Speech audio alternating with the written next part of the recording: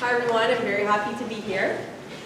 I am starting off my presentation with a little question that you can read here on the screen. So when you think about someone you care about, it could be a parent, a friend, how would you want them to feel while they receive healthcare, while they're in the hospital, or any other scenario?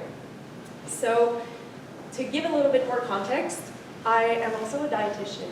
So I graduated as a dietitian, started working in the hospital, and then I came back to do my master's because this feeling is not everywhere. So I want to start, before I get into my research a little bit more, by a positionality statement. So you heard at the beginning of this presentation the land acknowledgement, but my research focuses on Indigenous peoples and realities. And I just want to say that I myself am not an Indigenous person. I am a white woman settler of European descent, sorry.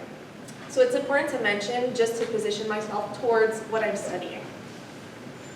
And most of all, I'm just very happy to be sharing this with you today. And I'm also happy to learn from you, so really don't hesitate to ask questions at the end. So I'm starting off with a very big word.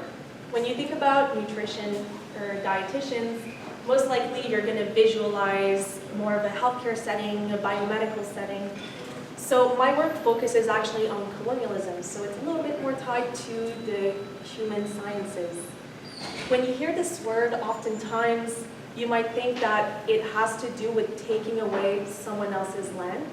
But beyond an occupation of land, colonialism is the act of enforcing beliefs, values, and practices onto another group of people. And the goal of colonialism is power. It's to assert dominance and power from one group to another. Very big word. So I will, sorry, the effect. So I'm just going to contextualize this to Canada. So in 1920, we had mandatory attendance for all Indigenous children to residential schools. So I don't know if you're familiar with residential schools, but essentially Indigenous children were taken away from their families and they were put into these schools for means of assimilation. So essentially enforcing Western practices onto them and removing them from their Indigenous traditions. So what happened, why I'm talking about this in the context of nutrition, is that between 42 to 52, there were a series of very unethical nutrition experiments that were performed on the children attending these schools.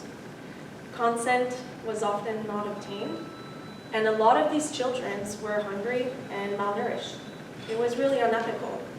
And this may ring a bell to you. This overlaps with the end of the Second World War, and you may know from your history classes that there were also at this time experimentation that was performed on prisoners, and from that came the code of ethics and research ethics that we use today. So this is a very dark period of history, but it's also important to acknowledge that we have harmed Indigenous children. And in '96, this is when the last residential schools was finally closed in Canada. So it's not too long ago. I was born after '96, and probably you guys too, but it's still not too far away. Now, I also want to highlight Indigenous resilience. So this is Wilkishig Rice. He's an author. And he said, yes, apocalypse, we've had that over and over, but we have always survived. We're still here. He's an Indigenous author. And I think it's important when we talk about Indigenous realities and histories, we often talk about the negative, but it's so important to talk about the positive, because there is. Now, cultural safety. This is another big word, and it's the last one, I promise, that you're going to see on my slides. This is the topic of my research. So cultural safety is very simply when Indigenous peoples feel respected during healthcare interaction. So I go into a patient's room, an Indigenous patient's room, I'm a dietitian, I'm providing care, and the person feels respected by me. This is cultural safety. So cultural safety comes from my work as a healthcare practitioner. So it's an analysis of the power, dynamics, and relations that I have towards other people. This is my master's. Now, a little transition. Okay, so cultural safety in Canadian dietetics. By the way, dietetics and nutrition are synonymous here in Quebec. So in 2015, now you were born, we had the Truth and Reconciliation Commission in Canada that happened. So essentially, this is a commission that acknowledged the harm that was done in the residential schools. And from that, we had a set of calls to actions. So concrete recommendations towards public services in Canada, including education and including healthcare services. So my job as a dietitian. Now in 2020, in reaction to that, cultural safety became a required competency for all graduating dietitians in Canada. So me, I graduated in 2023, and in order to graduate, I needed to be deemed a culturally safe student. But the problem is that in 2024, so 4 years later, we still have 1 in 5 Indigenous peoples in Canada that report experiences of discrimination in healthcare contexts. So, we've done an action, but it doesn't translate in everyone feeling respected. So there's still a problem that needs to be addressed. And this is where my study comes in. So the gap that I'm investigating is that there's a lack of cultural safety education, processes, and evaluation methods in the literature. So like I said, we don't really know how, when I say that, oh, I'm going to teach dietitians how to be culturally safe, how that translates into practice. But we know there's an issue and there's something to be done. So my objective is to enhance McGill's dietetics program, so the cultural safety in the program that has taught me to be a dietitian. So I'm doing a full loop. And my deliverables, so what my research will look like, is a set of recommendations to McGill to reinforce cultural safety curriculum. So this is what my research looked like. I'll go sections by sections, but it's just to show you the overview. And I'm doing what we call qualitative research. So I don't work in the lab, I work with people. I talk to people, and most of it is conversation-based. So in qualitative research, we have a study design, so the overall view of what the study looks like, and this is called a case study.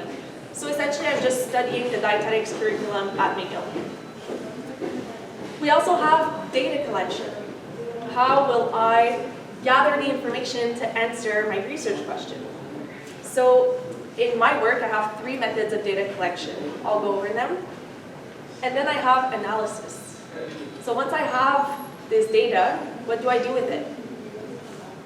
Then in order to do the final recommendations that I'll give to the school.